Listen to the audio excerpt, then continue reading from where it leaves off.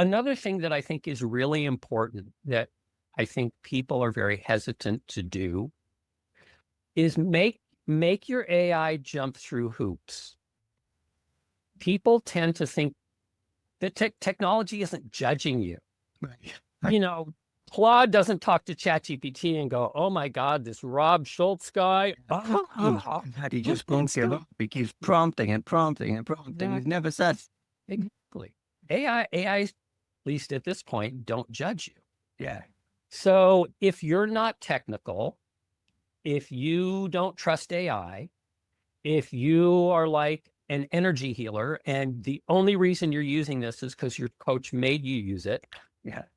just say, "This is who I am. I hate technology. I'm really doubtful that you can do this for me." Make it jump through hoops. Welcome to AI Today with Lou Bortone, your source for the latest and greatest AI tips, tools, and trends. Get ready to get wicked smart.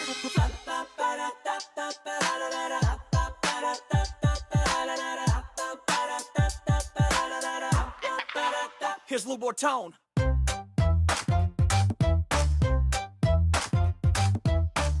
Hey gang, it's Lou, and we are back with the AI Today podcast. We're doing a special interview series with some of our good friends and colleagues and AI enthusiasts. I'm not even sure what to call us because AI is so new. I'm afraid to call us any of us AI gurus, but we're getting there, right, Rob? Well, we're figuring it out. We're and pretending as we go, which is usually the best way. So Rob and I go way, way back, and you're one of the first people I thought of when I said, I got to see what other folks are doing with all this crazy AI stuff. And one of the things I noticed, and one of the reasons I want to ask you on here is because you seem to have taken like prompt engineering kind of to a next level, because I've used some of those prompts that you've created, and they're really good. I mean, they go a lot deeper than the typical whatever prompt. So how did you find your way into all that? I think the first experience I had where I kind of had my eyes open to AI was a colleague that I knew from being part of a different program posted to Facebook. She was in a very specific niche. Yeah. And it was actually a women's niche. So she was asking for, "I'm running out of content ideas. I need some ideas for content to," and at first I was like, "I'm a man. I'm going to shut up and see what other people are posting." And no one was posting anything. So she's putting out to Facebook, "Help, I need ideas." And I'm like, okay, well, if no one's going to offer ideas. So I went into ChatGPT and I just said, this is who she is. This is who she helps. She's looking for content ideas. And I was amazed what I got. Yep. And then I think I said, okay, well, let's push this further. And one of the things I think is great for content is, what is your market complaining about? So I said, what are the things her market is complaining about in their words? So it's not like they're complaining about this and that. It's her client is actually saying, "I'm at my wit's end. If I have to do blankety blank one more time, I'm going to throw my computer or I'm going to throw myself out a window." And it's like, and it did an amazing job. So I gave her like 30 of these. So that set it off. And, and you've got, background in video and copywriting and things like that. Was there a particular AI tool that you started with? Did you sort of start with ChatGPT, which is kind of mainstream, or did you find other tools that were good or better than that? I didn't start with the tool. I started with the problem. Because what's happening now reminds me of, and this is going to date me like 1998, 1997, with the quote unquote regular internet. Yeah. And it was very exciting. And there were all kinds of new things coming online. And one of the things you remember is how all these things, which were supposed to be so hot and amazing, it's like 3 years later that you didn't know they existed. I've always been about what solves a problem I have. Or what gets me to an outcome I want. So I got an email this morning about, someone was advertising a lead magnet. It's like the 250 top AI tools. And I was like, no way. And another email came into my box from Social Media Examiner where they were interviewing a guy. These are the top 7 tools which changed my business. And I signed up for that. So for me, it's about, as everything is in marketing, what is your biggest challenge in business right now? What's going to solve it? What is your most desired outcome in business right now? What's going to solve that? So I'm very much about contextual AI. Where are you? Stop. Don't give up your power. Don't like, oh my God, I know nothing. So I have to learn all these tools. Yeah. It's like, decide what you want. It's like everything for some reason in business is every other area in life, whether it's a romantic partner, whether it's where we want to go for dinner, we know what we want. And in business, it's like, oh, I don't know. I'm a babe in the woods. And we start buying all this stuff. And anyway. That's so funny. I was just talking to a mutual friend, Sue Geyer. I think you know Sue, because she does a lot with Notebook LM. And we were just like, sort of complaining about the AppSumo thing that we've both bought so much stuff that we don't use. Yeah, I've been down that too. But the idea of approaching it from like, okay, what's the problem or challenge, rather than saying, because sometimes I'm like, oh, here's a new AI tool. How can I use it? Which is totally backwards. It's like, well, if it doesn't solve a specific problem, even with the ChatGPTs and stuff, it's like, how many LLMs do we actually need? There's so many.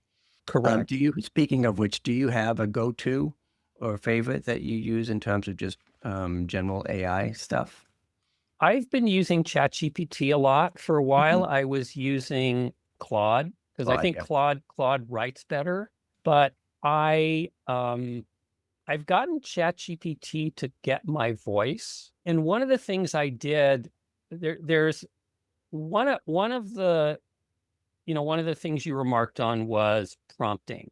Right. And, I've created some prompts and you've run them and they work really well for you. And one of the things I try to do with prompts is I don't try to nail it. Number one, I go into depth. Number two, I don't try to nail it on the first go-to.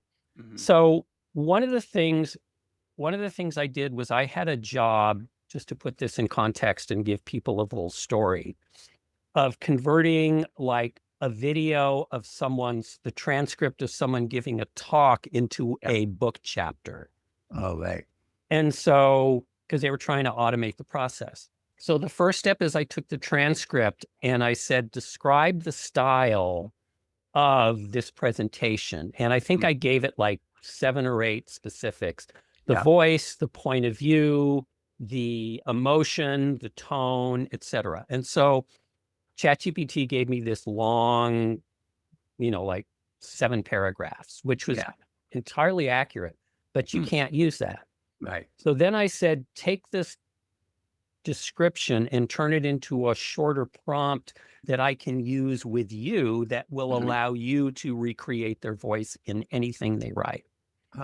And so I did the long thing first. I gave up on trying to be Mr. Brilliant. And I said, I don't have a clue.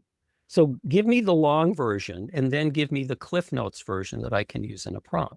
A lot of what I try to do when I'm prompting is not try to be the smart guy. In fact, a lot of what I've been doing lately is I've been asking ChatGPT to write the prompt. I'll give it, this is what I want it to do. This is what the input needs to be. You write the prompt so you can give me the result that I want. Yeah, that makes sense. Yeah. Because I think a lot of us, myself included, have gotten a little bit lazy about it's like we expect the miracle on the first try. And I was watching, I think it was a Beatles anthology thing, and somewhere along the line, they're like, oh, this is While My Guitar Gently Weeps, take 48. I'm like, oh my God, they took 48 tries while they were doing the song. We can at least do 3 or 4 prompts and not settle for the second one that we get. So yeah, I like the fact of going deeper and sort of pushing it. I also heard this story of Paul McCartney talking about writing Yesterday. And the original, he didn't use Yesterday. He didn't know what the lyric was going to be. So it was like scrambled eggs. It was scrambled eggs or something like that. And I've seen other people, I saw a video on YouTube of I think it was the Bee Gees or something. where they were just trying to get the harmonies of the song down. Yeah. And it shows them in the studio, and they're not singing words. They're just singing gibberish. But the goal was to get the harmony down first, and then they show it with the lyrics once they figured out what the lyrics were. Right. Anyway. Yeah, I know people just, and we're so spoiled now. It's just like, well, I'm just going to ask ChatGPT, and if I don't get it on the first answer, like I push back and fight with it. And Claude's really good about starting to talk back to you the way you talk to it. I've noticed lately, which if you curse a lot like me is not necessarily a good thing, because I'm like, wow, Claude could curse back at me. I'm amazed, but there it is. So yeah. So you mentioned also there's a gazillion tools. I have sort of stopped, I've given up on trying to keep up with everything. Like you said, there was an article. I saw something on the LinkedIn about the 80 must have. I'm like, 80 must have? Are you kidding me? So people are a little overwhelmed. How would you recommend that if somebody's just kind of dipping their toes in the water, they get started with it? Again, I'd go back to what problem do you want to solve? I'll give you an example. One of the things I'm personally looking at now, I'll give 2 stories. Yeah. I'm looking at now is I like creating visual content. I'm a good writer, but I like expressing ideas visually. Yeah. So I'm looking for the tool that will allow you to, will allow you to create a carousel or even like a video. Yeah. And you'll, record a 45-second video, and it will not splice in typical stock footage, which is, B-roll, Right. which is what we call it. But it'll be really compelling. It'll be visual. And I haven't found it yet, but it's like we're getting closer. Yeah. And so that's one thing that I'm looking at. The other thing is years ago, I did, right when I was starting off, this is when we were doing that video profit pipeline course together. Yeah. I did something for Suzanne Evans called the Movement Marketing Movie. And this was 15 years ago. So at that time, it was like a slideshow with evocative music and words fading up and off on screen and slides, fading in and off. I don't know. And this is also going to date me. There used to be a guy named Scott Stratton. Oh, yeah. Who used to do that and charge people a lot of money to create these kind of viral slide. Yeah. Unmarketing, correct. Viral slideshows. So I had the intention of as I'm seeing AI visuals come along and going, I wonder if there's a way to be able to do that with video. And I stumbled on a tool which is really designed to create children's videos. Although they've since now integrated a lot of more realistic models. But what it does is it does everything. It'll kind of create the script. It will organize the script into scenes. It'll create the storyboards. So basically it creates the whole movie for you. Wow. And I just kind of went, whoa. And so basically what I did is I created the story in ChatGPT, because ChatGPT is very good with stories. And it's really hard to create a story that lasts 2 to 2.5 minutes, because that's what the attention span of our audience is, but has character and has a problem and has, all the things that typical story you do a structure hero's has. journey in 2 minutes. Is that Correct? Yeah. Exactly. And so ChatGPT did that, and then you insert it into this program, and it gets it about 60% of the way there. Yeah. But, I was looking for something specific, and I think that's the key to choosing your tool. Now, to drill down a little bit more for me personally, is I'm big on messaging. So the tools that I'm looking for tend to be more about messaging. And I've figured out a way to get ChatGPT to get close to my voice. In fact, it's interesting. In the last 6 months, I think I've had people are always complaining, AI, it doesn't match my voice. I know when people are writing AI. And so complain. So true story. The last 2 times someone has complimented me on a subject line, Like it's saying, oh, this is a great subject line. You always do. Or the copy in a blog post. The subject line was written by AI and the blog post was like 75% was written by AI. So I'm looking for tools that are going to get me the results that I already want. And so for me, I figured out how to make that happen with ChatGPT. Cool. And for visuals, basically, I have a membership to one of these all-in-ones. It's called Free Pick. And you can basically get any model you want from that. Another tip, another thing that I've used a lot is I will invest in a tool for 1 month to see if it does what I need it to do. Yeah.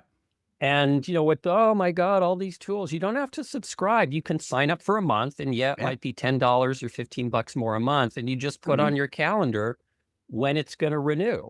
Yeah. And you can just, you use it once, it works, and you either like it and you go, great, subscribe me for a year or continue to subscribe, or you can just eliminate the unsubscribe from it and it won't charge you.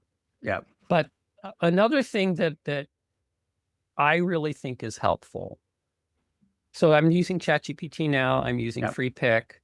Are you doing custom GPTs as well to get your voice? I am. I'm using custom GPTs. One of the things I'm using to generate these little 2.5-minute, what did you call it? Hero's Journey? Yeah. Yes. Star Wars in 2.5 minutes. Yeah. Is I have a GPT, and it takes a long time to work them out. Yeah. Because you're basically, but once it works it out, it's done and you can just reuse it and reuse it. Yeah. So another thing that I think is really important that I think people are very hesitant to do is make your AI jump through hoops. People tend to think that technology isn't judging you. Right. Claude doesn't talk to ChatGPT and go, oh my God, this Rob Schultz guy. He just won't give up. He keeps prompting and prompting and prompting. Exactly. He's never said. Exactly. AI, at least at this point, don't judge you. Yeah. So if you're not technical, if you don't trust AI, if you are like an energy healer and the only reason you're using this is because your coach made you use it. Yeah. Just say, this is who I am. I hate technology. I'm really doubtful that you can do this for me. Make it jump through hoops. Yeah. Yeah. And it'll jump through them. Right. I mean, when I was in biz and I had interns, I would feel bad about asking them to do something the third or fourth time because they didn't get it right. And oftentimes I'd just give up. And I tend to even do that with like, oh, if Claude didn't get it by the fourth or fifth prompt, maybe I should. No, don't give up. They don't care. It's not like it's going to say, no, you've used your quota of. I mean, I have run out tokens in certain things by pushing it too much, but for the most part, you can just keep going until you get what you need. Yeah, it's not going to trash post you on Instagram because you're pushing it too hard. But just make it like do the impossible. I have no budget for ads. I have no existing audience. I need to make $25,000 in the next 3 months. Give me a step-by-step plan that doesn't involve this, doesn't involve this. Make it involve a liquor store. Yeah. Preferably nothing illegal, but correct. And see what it comes up with. Yeah. It's so funny because I know you came from film background and special effects and stuff like that. And we've come a long way from our jib jab days that we used to do back in the day. But do you have any concerns? I mean, you're in Hollywood and you came from that world. So I know some folks in La La Land are freaking out about like, oh my God, this is going to take all of our jobs and we don't need, we don't need 3D experts anymore or whatever. I think that's been happening for a long time. Like just to give you perspective, the audience may not know, I used to do visual effects. I did them for about 7 years, a long time ago. Yeah. And I could see that aside, either people were starting their own little visual effects shop, to do television. Yeah. Or for motion pictures, a lot of it was going overseas. Like at that time, it was Lord of the Rings, all done in New Zealand. A lot of overseas stuff. Sony ImageWorks was, I think, moving to New Mexico. Wow. And I was just seeing a lot of people were very nomadic. They would find jobs in LA and then, oh, George Lucas is hiring, and they'd move up to the Bay Area and then they'd move overseas, which is awesome if you're 27. It's very adventurous. You get to see the world and get paid well for it. But I was not there. I was not 27. So I kind of saw that along. What's happening now was just a progression of the other thing is I don't like spending. I mean, when I was doing visual effects, there was one shot that we literally spent like 4 to 6 months on. Oh my God. It Yeah. was a complex shot. It was a gory shot, and we worked on it, and then it was too gory because it was going to get the film an X rating. Yeah. Oh my God. Which is kind of funny because I can't. Yeah. Anything is gory in a movie, I do this and I can't watch, so I get the goriest scene in the movie. But it's a visual effect, so it's fake. So And how many seconds would that represent on the screen? 3. 3 seconds. So But it was so technically difficult, and I'm not going to go into describing, but it was very technically difficult. And then they did it, and then, oh no, we have to revise the whole thing to make it less gory. And so it was basically, anyway. And I'm just like, no. I'm, back before I did visual effects, I was in architecture. And I remember when computers got into architecture, all the architects were, no, we're not purists. We have to draw everything. And it's like, I hate drawing toilets. Which is what you do when you start out. I hate drawing. And you would have these plastic templates that were toilet templates. And you'd trace the little toilet, and then you trace another little toilet, and then you trace, and it's like, thank God that's gone. Yeah. So I'm not like replace all the humans. I have some concerns, because if you replace too many humans, it starts, I'm not going to get into, because I'm not qualified to even talk about that. But yeah, I have concerns about what is happening. But for me personally, I'm welcoming it. Yeah. Because it frees me from the tedium of what I don't want to do. And it will allow me to do more of what I do. Now, is it causing me to change my business model? Yes. Is it causing me to make changes? Yes. But in marketing, it's like, what else is new? It's how many people now are doing teleseminars? How many people now are doing content on MySpace? Yeah. It's going to, that's the thing I tell folks. It's like, well, look, whether you like it or not, it's going to move and it's going to happen. So you can adapt and you could try to go with it and use it to your advantage.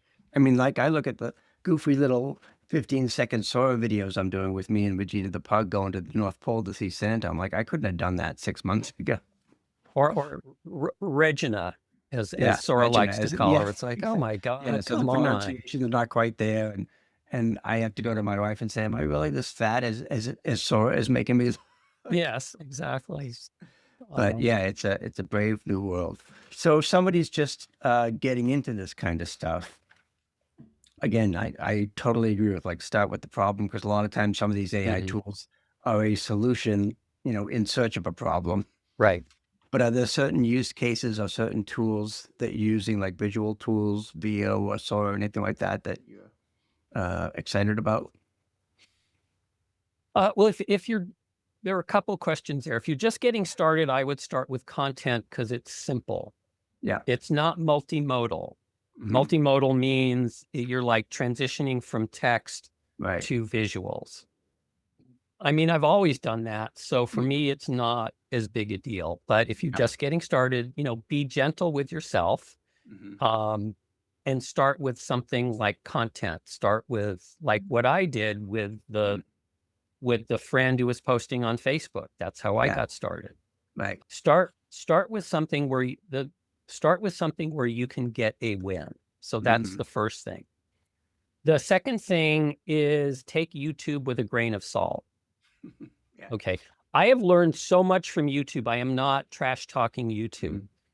The YouTube business model is different than our business model. YouTube business model is based on attention. So everything is always obsolete. Everything is always game over. Everything is always insane. That's the other thing. It's insane. Yeah. this mouse is insane. My Mhm. nose, insane. It's just everything. It must be like a Google SEO thing, but everything Yeah. is insane. And you just have to calm down and realize that's how they get paid. They get Mhm. paid by people viewing their stuff. And yes, there's a lot that's changing. Don't get caught up in this feeling that if I'm not completely up to date on every single tool, I'm in the dumper. Yeah. So that's the other thing.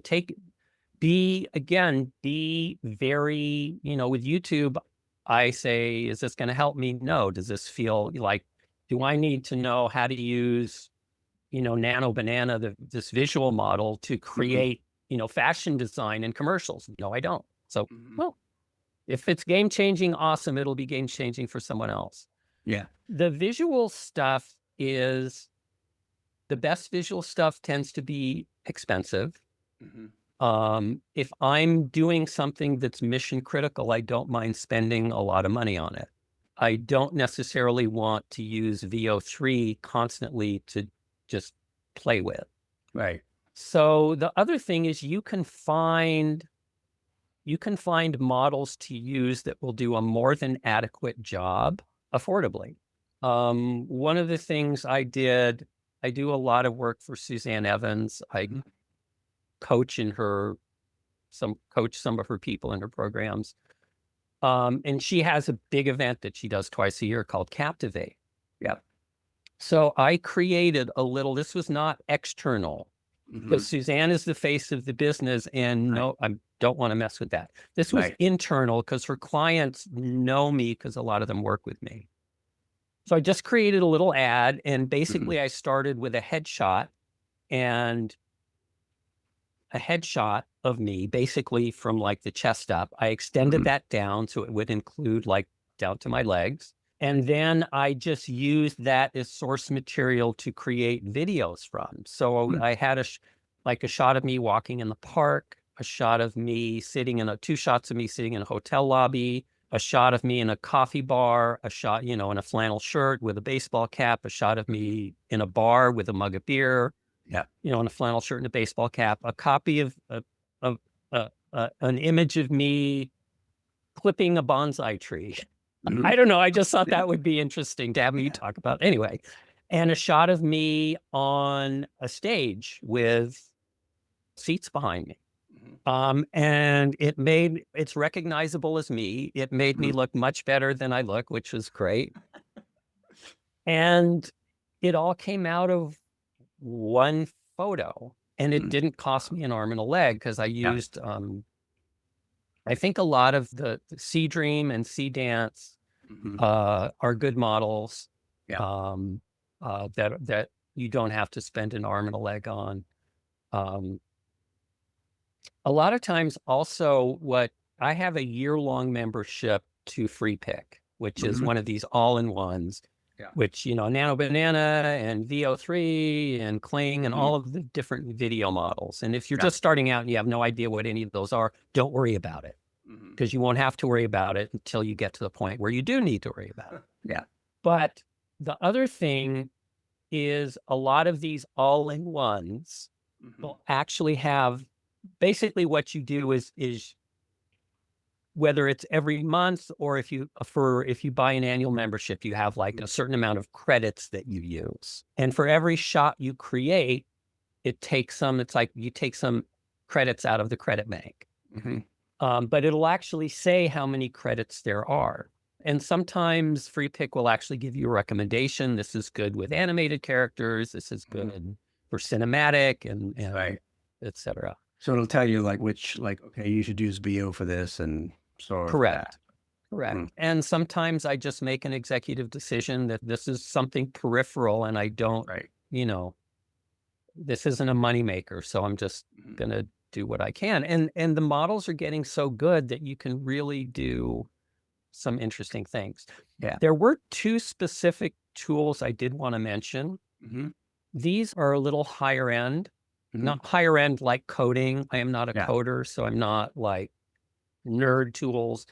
I am nerdy, but I'm not that nerdy. Mhm. I wish I was, but at this point, I'm not. There is a one of the content tools, as I said, I'm really interested in content that you can give it an idea and it will give you the ability to make it visual. Right. It's called Blotato, BLOTATO.com. Interesting. And it was created by a woman named Sabrina Romanov, who basically came out of Stanford or something and did an AI app or startup and sold it for millions of dollars. And so now she's helping people, and she's created this tool called Blotato. So again, notice how the tool, why I'm interested in it, is the tool fits something that is going to make a difference for me. Right. Yep. The other interesting tool, and I would, if you're a beginner, I would not recommend starting with this because it has no monthly. It only has an annual membership. It's called Poppy. Yeah, that keeps popping up in my Poppy. memos. Yeah. Yep. And it is at Poppy, POPPY.ai. I make no money at all from this. Is not, obviously it's not an affiliate link, because if it was an affiliate link, I'd still be giving you the link. What that is it allows you to combine different sources of information. And do it visually. So I can import a bunch of YouTube videos or give links to a bunch of YouTube videos. I can upload a bunch of my stuff, and then I can actually prompt based on that source material. Oh, interesting. A little bit like Notebook LM, where it's limited to the sources that you give it. Correct. Correct. But it'll allow you to, Notebook LM has very specific kind of outputs. You can do slideshow.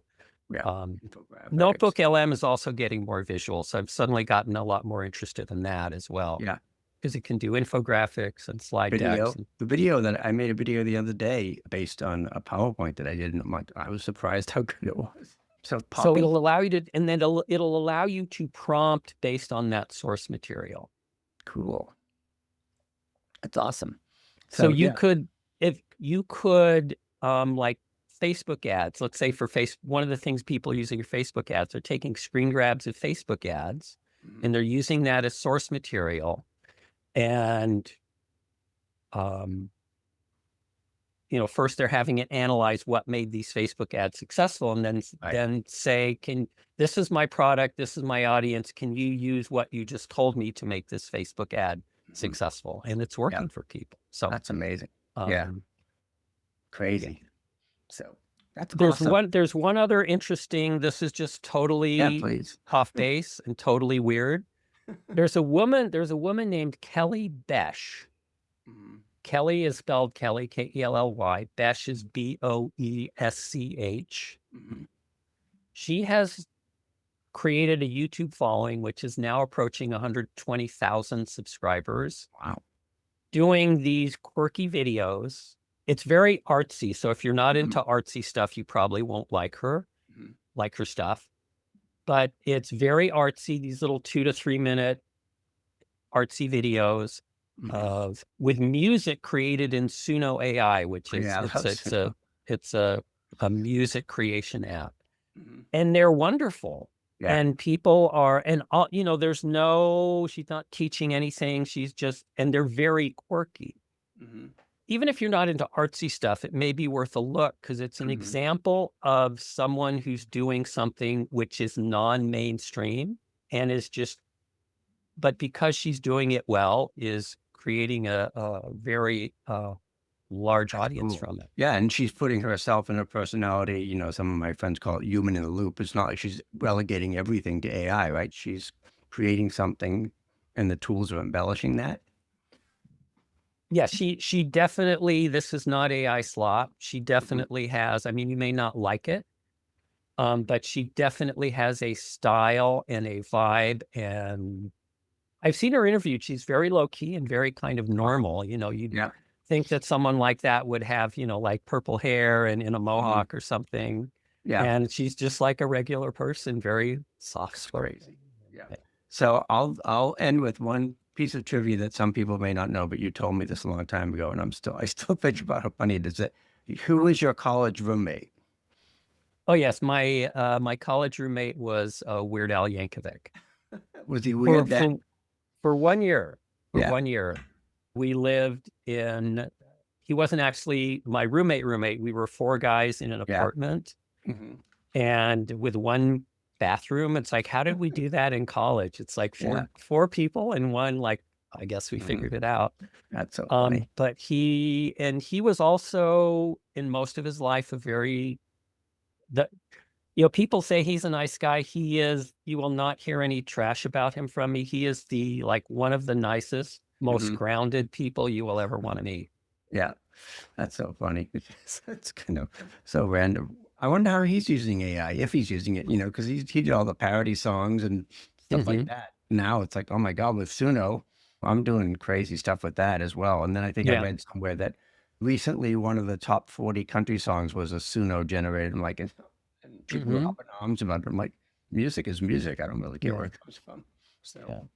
And one final thing about AI, if Mhm. you're kind of afraid of it, is if you go back through history every time. And again, I am not saying that we shouldn't look at it. I'm not Mhm. like, oh yes, just headlong into AI. There are things which are concerning, Right. and which this is not a sociological podcast, so we won't go into that. But for your personal use, because this is happening, and whether you use it personally or not is not going to generally impact how Mhm. fast it gets deployed. Yeah. So basically, at every point in society, there have been these inflections that have made people go, oh, this is the end of the world. And AI is, I get, it's a totally different scale and it affects everything. But, because I was in visual effects, I remember when Photoshop came out and there was a lot of Photoshop slop, just like Mhm. there are people who would just like paste together different photographs, no Yeah. rhyme or reason, no cohesiveness. Mhm. And How dare you it, use Comic Sans in this ad? right, it was a little scary. I mean, it was quite honestly, the AI slop looks good compared to the Photoshop slop. And now Photoshop is standard.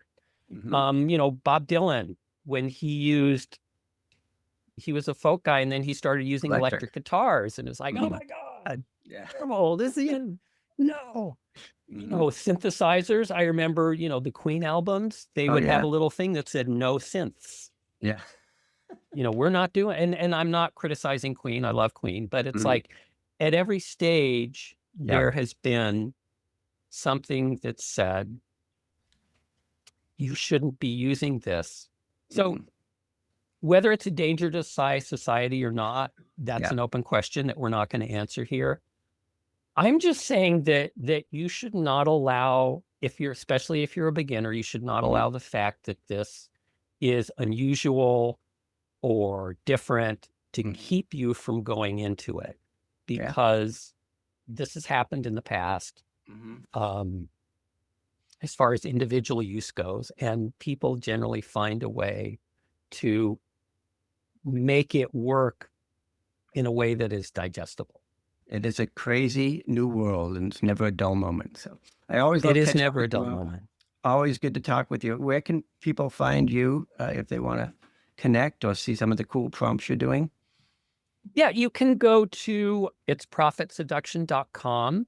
Mhm. One of the things I wanted to mention was, and this basically also goes into the idea of solving problems with AI. Yeah. I've always had a free gift based on finding high-end clients. Yep. And last year, towards the end of last year, I updated it to include 5 AI prompts. Because one of the things, we all want high-end clients, and Yeah. it's like we have no idea where to find them. And there's Mhm. specific things you can do to find them. Yeah. There are prompts that allow you to practice sales conversations with high-ticket Mhm. clients using AI. Yeah. You can find different market sectors, high-ticket market sectors, because all of us are like, well, who do you help? I help coaches, consultants, Right. it's the same thing. But you probably have skills that could also help someone else. You just don't know who that someone else is. Right. So it'll help you do that. And then it'll help you figure out, so now that I have these high-ticket market sectors, where do I find them?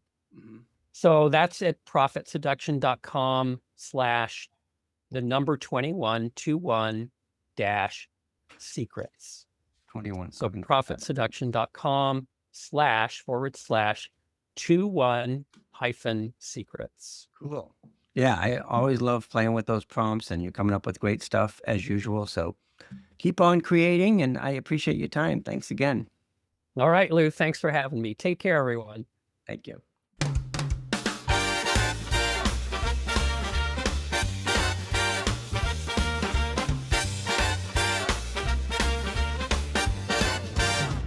Welcome to AI Today with Lou Bartone.